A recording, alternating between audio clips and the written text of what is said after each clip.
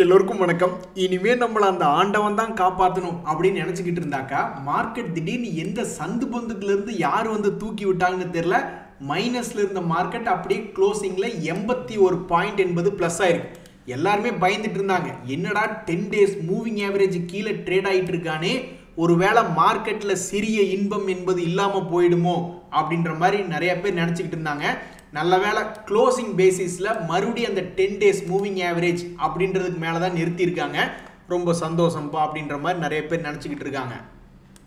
எடுக்கக்கூடிய பங்குகள் ஒவ்வொரு பங்குகளும் நம்மளை காப்பாற்றணும் அப்படின்னு நினச்சிட்டு தான் நிறைய பேர் வந்து பெரிய பெரிய இண்டெக்ஸில், ஒரு உதாரணத்துக்கு நிஃப்டி 500 இண்டெக்ஸில் அல்லது லாபம் செஞ்சு கொண்டிருக்கக்கூடிய பல கோணங்களில் பார்த்து யோசிச்சு தான் பங்குகள் எடுக்கிறாங்க. ஆனால் அப்பேற்பட்ட பங்குகளில் சில பங்குகள்லாம் கீழே படுத்து தூங்கிக்கிட்டே இருக்கான், பழைய உச்சி என்பது வரவில்லை.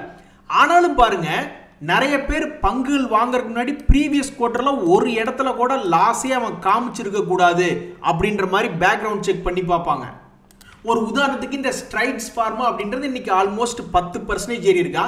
அது போன்ற பங்குகளை எடுத்து பார்க்கும்போது பல பேர் இதுக்கு முன்னாடியெல்லாம் எடுத்து பார்த்துருப்பாங்க, அடடா இவன் என்ன பேக்ரவுண்ட் செக்ல அடிக்கடி லாஸ் மேக்கிங் பண்ணியிருக்கான், நம்மளுக்கு எப்பவுமே கடந்த காலத்தில் கோவிட் சமயத்தில் ரொம்ப கஷ்டமான சூழ்நிலையும் லாபம் பண்ணவன் தான் ஒரு நல்ல ப்ளூ சிப் கம்பெனி அப்படின்ற மாதிரியும், ஏதாவது நிஃப்டி 500 இருக்கு இண்டெக்ஸ்ல இருக்கு அப்படின்ற மாதிரிலாம் பார்த்துட்டு இருப்பாங்க. ஒரு உதாரணத்துக்கு எக்ஸாம்பிள்ல பார்க்கக்கூடிய இந்த 4 பங்குகளுமே நிஃப்டி 500 இண்டெக்ஸ்ல இருக்கக்கூடிய பங்குகள் தான்.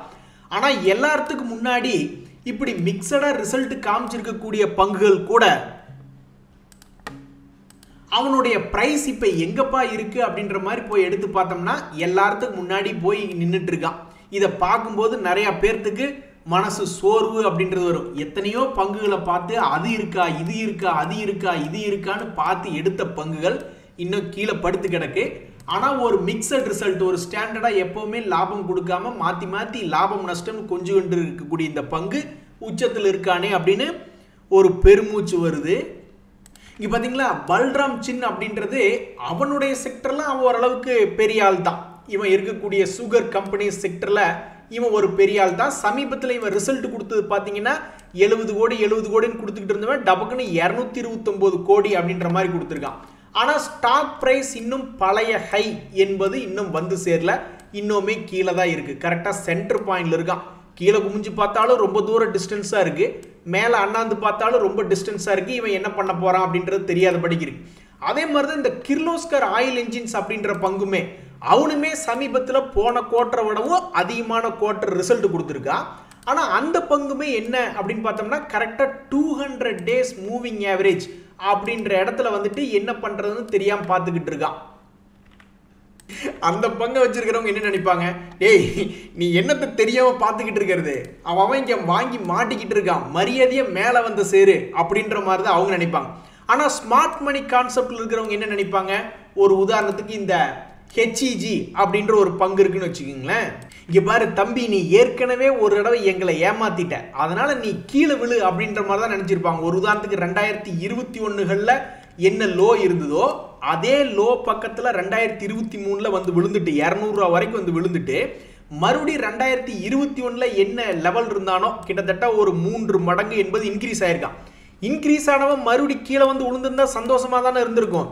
ஆனா பாதி வழியிலேயே திரும்பிட்டான். கிட்டத்தட்ட 600 ரூபாயிலிருந்து வெறும் 300 ரூபாய் வரைக்கும் வந்துட்டு அந்த 200 ரூபாய் அல்லது 150 ரூபாய் அப்படின்ற அந்த 2023 லெவலுக்கு போகாமையே இப்படி திரும்பிட்டான். ஸோ இது மாதிரி ட்ரேடர்களை ஏமாற்றக்கூடிய லெவலில் தான் சில பங்குகள் இருக்கு, முக்கியமான நிஃப்டி 500 இண்டெக்ஸில் இருந்தாலும். ஆனால் இண்டெக்ஸில் இல்லாத பங்குகளும் மிக்சடாக ரிசல்ட் கொடுக்குறான், திடீர்னு முட்டையாக ரிசல்ட் கொடுக்குறான், அப்புறம் ப்ளஸில் கொடுக்குறான். அந்த மாதிரி இருக்கக்கூடிய பங்குகள் முன்னாடி ஓடி வரும்பொழுது தான் இது என்னடா சத்தியத்துக்கு சோதனை அப்படின்ற மாதிரி ஆயிடுது. ஆனாலும் நல்லவனுங்கெல்லாம் சில பேர் இருக்கானே. ஒரு உதாரணத்துக்கு இந்த JK சிமெண்ட் அப்படின்ற பங்கெல்லாம் பார்த்தீங்கன்னு வச்சுங்களேன், இவன்லாம் நல்லவன், இருக்கிறதுலே லைஃப் உச்சத்தில் போய்கிட்டு இருக்கான். இது நல்ல லாபம் செய்யக்கூடிய பங்காக இங்கே பார்த்தீங்கன்னாக்கா ஒரு முறை கூட இது நஷ்டம் என்பதே வரல. ஒரு தடவை கஷ்டமான சூழ்நிலை கோவிட் சமயத்தில் தான் ரெக்கவரி ஆகிற டைமில் 37 கோடின்னு ரொம்ப கம்மியான லாபம் தான் இருந்தாலும் மைனஸ்கே போகல. இது போன்ற பங்குகள் மானத்தை காப்பாற்றுற மாதிரி சத்தியத்துக்கு வெற்றி அப்படின்ற மாதிரி மேல் நோக்கி வந்திருக்குதுங்க.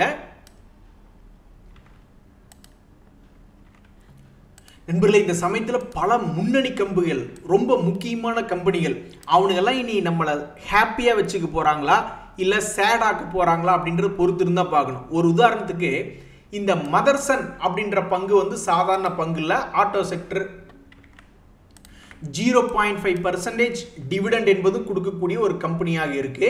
இந்த பங்கு என்ன பண்ணிருக்கு அப்படின்னு பார்த்தீங்கன்னா கரெக்டாக சென்டர் பாயிண்ட்ல வந்து நின்றுருக்கா 2024 அப்படின்ற லெவல். அதே மாதிரி கீழே எடுத்து பார்த்தோம்னா 2023களுடைய லெவல். ஸோ ரெண்டுக்கும் மிக கரெக்டாக ரொம்பவுமே சென்டர் பாயிண்ட்ல வந்திருக்கா. இவன் நினைச்சா மறுபடியும் அவனுடைய பழைய கை போய் சந்தோஷத்தை கொடுக்கலாம், அல்லது நாயே உங்களுக்கு சந்தோஷத்தை கொடுக்கணும் அப்படின்னு சொல்லிட்டு கீழேயும் போகலாம் இந்த ஷேரினுடைய விலை. ஸோ எதிர்காலத்தில் இது என்ன நடக்க போகுது அப்படின்றது தெரியாமல் இருக்கக்கூடிய இந்த நேரத்தில் இந்த ஷேரினுடைய ஒரு பேராமீட்டராக, ஒரு வித்தியாசமான தன்மையாக கரெக்டாக சென்டர் பாயிண்ட்ல வந்து நிற்கிறான். இனி இதனுடைய மூவ்மெண்ட் எப்படி இருக்குன்னு நிறைய பேர் பார்த்துக்கிட்டு இருப்பாங்க.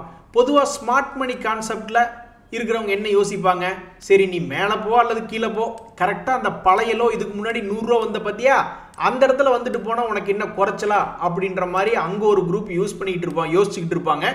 எது எப்படியோ இப்போதைக்கு இந்த மதர்சன் அப்படின்ற பங்கு மிக முக்கியமான ஒரு கட்டத்தில் வந்து நிற்கிது. இனி அவன் சந்தோஷத்தை கொடுக்க போறானா அல்லது மறுபடி கீழே இறங்கி வேற ஏதாவது ஒன்று பண்ண போறானா அப்படின்றது 6 மாதம் கழித்து பார்த்தா தான் தெரிய வரும். நண்பர்களே, இந்த தீபக் நைட்ரேட் அப்படின்ற பங்கு இதுக்கு முன்னாடி ட்ரேடர்களுக்கு உங்கள் நண்பேண்டா அப்படின்ற மாதிரி சொல்லிட்டு ஒரு வேலையை பண்ணியிருந்தான். அதாவது 2021களில் இருந்த ஹைட்லேருந்து கீழே இறங்கி 2023ல் இது வரைக்கும் அந்த சப்போர்ட் லெவலில் அவன் உடைக்கவே இல்லை. அப்புறம் என்ன பண்ணிட்டான், மறுபடியும் 1750லேருந்து 3250 போயிட்டான். இப்போ மறுபடியும் இந்த தீபக் நைட்ரேட் என்ன பண்ண போறான் அப்படின்னு தெரியாதபடிக்கு இருக்கு. இப்போ எத்தனை பர்சன்டேஜ் இறங்கிது தெரியுங்களா? 3200 ரூபாயிலிருந்து 1800 வரைக்கும் கீழே விழுந்திருக்கான். ஆல்மோஸ்ட் 50% என்பது இறங்கினதுக்கு அப்புறம் இன்னைக்கு இந்த பங்குல என்ன ஒரு தகவல் வந்திருக்குன்னா 5% மேல் நோக்கி ஏறி இருக்கான் அப்படின்ற ஒரு தகவல் வருது. இது டிவிடெண்ட்லாம் இது வரைக்கும் பெருசா ஈல்டு என்பது இல்லை, 1% இன்னும் தாண்டலின்னு வைங்களேன். இந்த சமயத்தில் இந்த பங்குனுடைய ரிசல்ட் என்ன கொடுத்தான் அதுதான் ரொம்ப முக்கியம் அப்படின்ற மாதிரி ட்ரேடர்கள் பார்த்துக்கிட்டு இருக்காங்க. அவங்களுடைய கணிப்பு பொறுத்த வரைக்கும் இந்த பங்கு வளர்ச்சி அடையல. 2022 இருந்தே ஒவ்வொரு குவார்ட்டருக்கும் 200 கோடி பக்கம் லாபம் கொடுத்துட்டு இருக்கிறவன் தான். இப்போ சமீபத்தில் ஏதோ ஒரு 2 குவார்ட்டரா கொஞ்சம் சரியில்லை. இப்போ மறுபடியும் அவனுடைய வளர்ச்சி பாதைக்கு திரும்பி இருக்கான். அப்போ இவன்லாம் பெரிய ஆளுங்க என்ன கணிக்கிறாங்க, பெரிய ஆளுங்க அவங்களுடைய ஹோல்டிங் பர்சன்டேஜ் என்ன பண்ணியிருக்காங்கன்னா இது வரைக்கும் பெருசாக மாற்றமே பண்ணல. கடந்த 3 குவார்ட்டர்களாக சரி இவனுக்கு டைம் கொடுத்துட்டு இருப்பாங்க போல, சரி இவன் என்ன பண்ணுறான்னு பார்க்கணும் அப்படின்ற மாதிரி பார்த்துட்டு இருப்பாங்க போல. அதனால தற்சமயத்துக்கு இந்த மார்ச் 2025ல் இவனுடைய ரிசல்ட் போன குவார்ட்டரை விடவும் கொஞ்சோண்டு அதிகமாக தான் பண்ணியிருக்கான். இந்த சூழ்நிலையில் ட்ரேடர்கள் என்ன யோசிச்சுட்டு இருக்காங்கன்னா, அப்போ இந்த பங்கினுடைய விலை அடுத்தடுத்த மாதங்களில் என்ன ஆகும், மறுபடியும் கீழ் நோக்கி இறங்கி ஒரு மிகப்பெரிய அளவில் இதுவரைக்கும் ஒரு 2-3 வருஷமாக உடைக்காத ஒரு லெவலை உடைச்சு கீழே போவானா அல்லது ஏதாவது சப்போர்ட் எடுப்பானா அப்படின்ற மாதிரி பார்த்துக்கிட்டு இருக்காங்க தீபக் நைட்ரேட். இன்னைக்கு இந்த பங்கு 5% ஏறினதுனால இன்னைக்கு டாப் கெய்னர் லிஸ்ட்டுகளில் இந்த பங்கு இன்னைக்கு தகவல்களில் வந்திருக்கு. நண்பர்களே, சமீபத்திய ஐபிஓக்களில் யாராவது அப்ளை பண்ணி உங்களுக்கு கிடைச்சிருக்கா, கிடைச்சிருந்து உங்களுக்கு ஏதாவது நல்லது நடந்ததா அல்லது கெட்டது நடந்ததா அப்படின்ற சம்பவங்களை கமெண்ட் பண்ணிங்கன்னா அதை பார்த்து மற்றவங்களுக்கு கொஞ்சம் உபயோகமாக இருக்கும். நண்பர்களே, ஒரு முக்கியமான தகவல், இந்த கம்மின்ஸ் இந்தியா அப்படின்ற பங்கு கொஞ்சோண்டு ஃபேமஸான பங்கு. என்ஜின்ஸ் அப்படின்ற இண்டஸ்ட்ரியில் இருக்காங்க. கிட்டத்தட்ட 1% அவங்க டிவிடெண்ட் கொடுக்கக்கூடிய பங்கு. இப்போ ஸ்டாக் மார்க்கெட்டில் பல கான்செப்டுகள் இருக்கு. அதில் ஒரு கான்செப்ட் என்னன்னா இந்த ஃபிபனோக்கி ரீட்ரேஸ்மெண்ட்ஸ் அப்படின்றத ஒரு ஃபேமஸான ஒரு கான்செப்ட். அதை ஃபாலோ பண்ணக்கூடிய ஆட்களும் நம்மளுடைய நாட்டில் இருக்காங்க. அப்போ ஒரு உதாரணத்துக்கு பார்த்தீங்கன்னா இந்த கம்மின்ஸ் இந்தியா அப்படின்ற பங்கெல்லாம் மிகப்பெரிய அளவில் வீழ்ச்சி அடைஞ்சிருக்கு. அப்போ சில குரூப் இந்த ஃபிபனோக்கி ரீட்ரேஸ்மெண்ட் அப்படின்ற சில குரூப்பெல்லாம் என்ன யோசிப்பாங்கன்னா, சரி இந்த பங்கு கீழிருந்து முக்கியமான லெவலில் ஒரு 38% என்பது தாண்டுதோ அப்படின்ற மாதிரி நினைக்கிற குரூப்புக்கு இருக்குங்க. அதே மாதிரி 200 days மூவிங் ஆவரேஜை தாண்டுதோ அப்படின்னு மொமெண்டம் பற்றி யோசிக்கக்கூடிய குரூப்புக்கு இருக்கு. அதே மாதிரி அடடா எதுக்கு இந்த பங்கை மேலே ஏற்றுனானுங்க, ஒரு குறிப்பிட்ட ரெசிஸ்டன்ஸ் போனால் டக்குன்னு கீழே வர வேண்டியதானே அப்படின்னு எதிர்பார்க்கக்கூடிய ஸ்மார்ட் மணி கான்செப்ட் ட்ரேடர்ஸ் இருக்காங்க. எது எப்படியோ இது மாதிரி ஃபிபனோக்கி ரீட்ரேஸ்மெண்ட் படியும் அதே மாதிரி 200 days மூவிங் ஆவரேஜ் படியும் தற்போது இந்த பங்கு ஒரு முக்கியமான ஒரு இடத்துல அப்படின்ற மாதிரி வந்திருக்கு. இனி இவன் மறுபடி கீழே விழுகிறானா இல்லை மேலே போக போறானா அப்படின்றது தெரியல. பட் இன்னைக்கு தேதி பொறுத்த வரைக்கும் இந்த பங்கு 6% என்பது ஏறி இன்னைக்கு தகவல்ல ஒரு டாப் கெய்னர் லிஸ்ட்ல இது ஒன்றா வந்திருக்கு. சும்மா கிடைக்குமா சொர்க்கம், அதுக்குண்டான வேலைகள்லாம் யாராவது பார்த்தா தானே ஆகும் அப்படின்ற மாதிரி இந்த கம்மின்ஸ் இந்தியாவுடைய சமீபத்தினுடைய குவார்ட்டர்லி ரிசல்ட்ஸ் எல்லாம் என்ன சொல்லுது அப்படின்னு பார்க்க போகல. இதுக்கு முன்னாடி என்ன குவார்ட்டர்ல லாபம் பண்ணியிருந்தாங்களோ கிட்டத்தட்ட அதே லாபம் அப்படின்ற மாதிரி தான் மெயின்டைன் பண்ணியிருக்காங்க. இந்த பங்குல முக்கியமா வேற என்ன டேட்டா நடந்திருக்கு அப்படின்னாக்கா, சமீபத்தினுடைய குவார்ட்டர்ல எஃப்ஐஎஸ் தங்களுடைய ஹோல்டிங் பர்சன்டேஜ் என்பதை கொஞ்சம் குறைச்சிருக்காங்க.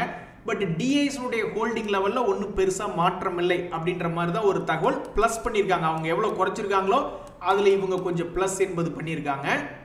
இனி இந்த பங்கு அடுத்தடுத்த மாதங்கள்ல என்ன பண்ண போறான் அப்படின்னு பாக்குறதுக்கு ட்ரேடர்கள் ரொம்ப ஆர்வமா இருக்காங்க. மேலே இது ஏற போறானா அல்லது கீழே விழுக போறானா அப்படின்னு ரொம்ப ஆர்வமா பார்த்துக்கிட்டு இருக்காங்க. இவன் யாருங்க? இவன் மார்கழி மாதத்துல பெண்கள்லாம் வாசல்ல கோலம் அழகழகா போட்டுட்டு இருக்க நேரத்துல இவன் வானத்திலேயே கோலம் போட்டிருப்பான் போல. அதாவது இன்டெலெக்ட் டிசைன் அரினா அப்படின்ற ஒரு பங்கு. அப்பா வானத்துல கோலப்பொடி தூக்கி வீசிட்டு அங்கேயே கோலம் போட்டிருக்கான். அடடடடா, இங்க பாருங்க எப்படி தூக்கி வீசியிருக்கா இந்த பங்கினுடைய விலைய. இந்த மாதிரி ஒரு வாலட்டிலிட்டி குட்டிய நான் பார்த்ததே இல்லை. இப்ப சமீபத்தில் கூட இந்த 2024 இருந்து பார்க்கும் பொழுது இந்த பங்கு எந்த பக்கம் போறதுன்னு டைரக்ஷன் எடுக்க தெரியாம பல முறை கீழே விழுந்து எழுந்து பல முறை கீழே விழுந்து இப்ப மறுபடியும் தன்னுடைய உச்சிக்கு இன்னைக்கு வந்திருக்கான். இனி இவன் என்ன செய்ய போறான் அப்படின்றத பொறுத்து இருந்து தான் பார்க்கணும். அப்படி இந்த இன்டெலெக்ட் டிசைனரினா எந்த செக்டர்ல இருக்குன்னா, இவன் ஐடி சாஃப்ட்வேர் ரிலேட்டடான செக்டர்ல தான் இருக்கான். சமீபத்தில் பல சாஃப்ட்வேர் கம்பெனிஸ் கீழே விழுந்து கிடந்திருந்தாலும் இவன் அப்பப்போ மேல் நோக்கி ஏறி இறங்கி இருக்கான். ஃபினான்ஷியல் அதாவது சாஃப்ட்வேர் ப்ராடக்ட்ஸ்லயே ரொம்பவுமே தேவைக்கு அதிகமான ப்ராடக்ட், அதிகமாக ப்ராஃபிட் வச்சு விற்கக்கூடிய சாஃப்ட்வேர் ப்ராடக்ட்ஸ் எல்லாம் எங்கே வாங்குறாங்க அப்படின்னா, பேங்கிங், இன்சூரன்ஸ் போன்றதுல தான், ஃபைனான்ஷியல் சர்வீசஸ்ல தான் அதிகமான ப்ராஃபிட் மார்ஜின் வச்சு சாஃப்ட்வேர் ப்ராடக்ட்ஸ் விற்க முடியும். இவங்க அந்த ஏரியாவில் இருக்காங்க. இந்த சமயத்தில் இவனுடைய சமீபத்தினுடைய குவார்ட்டர்லி ரிசல்ட் அப்படின்னு பார்க்கும் பொழுது இதுக்கு முன்னாடி 70 கோடி 50 கோடின்னு கொடுத்துக்கிட்டு இருந்தா இப்போ டபக்குன்னு 136 கோடி அப்படின்னு லாபம் கொடுத்துருக்கான். இந்த பங்கினுடைய விலை தற்சமயத்தில் ஒரு வருஷத்தினுடைய உச்சிக்கு திரும்பி வந்ததுல எல்லாத்துக்கும் கொண்டாட்டமே. தியாகு, என்ன பட்டிமன்றமா பேசுறீங்க? இந்த தலைப்பில் பேசுவது கொண்டாட்டமே அப்படின்ற மாதிரி நீங்க நினைக்கலாம். பட் எனிவே அது ஃப்ளோல வந்துருச்சு. நண்பர்களே, சமீபத்தில் இந்த ஒலெக்ட்ரா அப்படின்ற பங்கு கடைசி நேரத்தில் நம்மளை ஒரு மாதிரி கழட்டி விட்டுறான். என்ன சம்பவம் அப்படின்னு பார்த்தீங்கன்னா, இந்த ஒலெக்ட்ரா கிரீன் டெக் இந்த 200 days மூவிங் ஆவரேஜ் அப்படின்றத முட்டிய பின் ஒரு இறக்கம், மறுபடி முற்ற ட்ரை பண்றான், மறுபடி முட்டிய பின் ஒரு இறக்கம். இப்போ கூட சமீபத்தில் முக்கியமான ரெசிஸ்டன்ஸ்களை தொட்டு ஒரு 2 முறை இறக்கமாய் இப்போ 3வது முறையாகவும் இறக்கியிருக்கான். ஏப்பா இப்படி முட்டிய பின் இறக்கம்னே பண்ணிக்கிட்டு இருக்க, என்னைக்கு தான் நீ எங்களுக்கு விடிவு காலத்தை தருவ அப்படின்னு இந்த பங்குல லாக்கா இருக்கக்கூடிய ட்ரேடர்கள்லாம் ரொம்பவுமே மன வேதனையா இருக்காங்க. ஆனா இவனுக்கு ஒரு சான்ஸ் கிடைச்சது. சமீபத்தில் இவனுடைய ரிசல்ட்டுகள் அப்படின்றது வந்தது. ஆனா கிடைக்கக்கூடிய வாய்ப்பை பாசிட்டிவா எடுத்து மேல கொண்டு போவான் அப்படின்னு பார்த்தோம்னாக்கா, அவனுடைய குவார்ட்டர்லி ரிசல்ட் சமீபத்தில் 21 கோடின்னு குறைந்து ரிப்போர்ட் பண்ணிட்டான். இதுக்கு முன்னாடி 40 கோடின்லாம் காமிச்சுக்கிட்டு இருந்தவன் 21 கோடின்னு குறைந்து ரிப்போர்ட் பண்ண ஒரு காரணம், ஒரு முக்கியமான காரணமாக முட்டிய பின் இறக்கம் அப்படின்ற மாதிரி பண்ணி விட்டாங்க பாவம் இந்த ஒலெக்ட்ரா கிரீன் டெக். தம்பி, எப்பாச்சு அப்படின்னா பரவாயில்ல, எப்பயுமே நீங்க யாரையும் சந்தோஷப்படுத்தலைன்னா என்ன பண்றது? அட 5வதுலயும் நீங்க சரியா படிக்கல, 10வதுலயும் படிச்சு நீங்க நல்ல மார்க் வாங்கல, 12வதுலயும் வாங்கி யாரையும் சந்தோஷப்படுத்தல, அட காலேஜ்லயும் நீங்க பெருசா டாப்பரும் வரல, ஒரு 70% மேலேயும் மார்க் பண்ணலீங்கன்னா அப்புறம் என்னதான் நீங்க பண்ணுவீங்க அப்படின்ற மாதிரி சமீபத்தில் ஹிந்து காப்பர்னு ஒரு பங்கு, அவன் யாரையுமே இன்னும் சந்தோஷப்படுத்தவே இல்லை. இதுக்கு முன்னாடி 400 ரூபாய் ரேஞ்சில இருந்து அவன் பாட்டுக்கு போனது போகட்டுன்ட்டு 200 ரூபாய்க்கு கீழே போயிட்டான். அதுக்கப்புறம் 200 ரூபாயிலிருந்து 250 ரூபாய்னு முக்கியமான அந்த 200 days மூவிங் ஆவரேஜ் அப்படின்ற சென்டர் பாயிண்ட்டுக்கு வந்திருக்கான். பட் இருந்தாலும் கீழிருந்து ஏறுறதுலேயே ஒன்றும் பெருசாக சந்தோஷம் இல்லை. நிறைய பேர் 50% 60% ஏறி மேல் நோக்கி வந்து சந்தோஷப்படுத்திட்டு இருக்கிற சமயத்தில் இந்த ஹிந்து காப்பர் ஷேர் ஏன் இன்னும் அவங்களுடைய ஷேர் ஹோல்டர்ஸை சந்தோஷப்படுத்த இல்லை அப்படின்றது தெரியல. ஸோ எல்லாருமே கேள்வி கேட்குறாங்க, நீங்கள் எப்போ தான் எங்களை சந்தோஷப்படுத்துவீங்க அப்படின்னு கேள்வி கேட்டுக்கிட்டு இருக்காங்க. இனி இது ஒரு 2-3 மாதம் கழித்து எடுத்து பார்த்தா தான் தெரியும் சந்தோஷப்படுத்தினானா இல்லை துக்கப்படுவது வாடிக்கை தானே அப்படின்னு கீழே இறங்குறானா அப்படின்றது 2-3 மாதம் கழித்து பார்த்தா தான் தெரிய வரும். இதில் ஒரு முக்கியமான தகவல் என்ன அப்படின்னா இது 1% விட கம்மியாக டிவிடெண்ட் கொடுத்துட்டு இருக்கக்கூடிய பங்கு தான். சமீபத்தினுடைய ரிசல்ட்டில் பேக் ஆன் த ட்ராக் அப்படின்ற மாதிரி திரும்பவும் லாபத்துக்கு வந்துட்டேன் அப்படின்ற மாதிரி 191 கோடி என்பதெல்லாம் வந்து லாபமாக ரிப்போர்ட் பண்ணியிருக்கான். இருந்தாலும் ஸ்டாக் மார்க்கெட்டில் இவனுக்கு பாவம் மரியாதை இல்லை, அதனாலேயே நான் யாரையும் சந்தோஷப்படுத்த மாட்டேன் போங்கயா அப்படின்ற மாதிரி கீழே வந்துட்டு இருக்கானா என்ன ஒன்றும் புரிய வரல. எது எப்படியோ இந்த பங்கு வச்சிருக்கிறவங்கலாம் ஆண்டவா எல்லாரும் சந்தோஷமா இருக்காங்க, எங்களுக்கு மட்டும் சந்தோஷம் இல்லையா அப்படின்ற மாதிரி அண்ணாந்து பார்த்துக்கிட்டு இருப்பாங்க.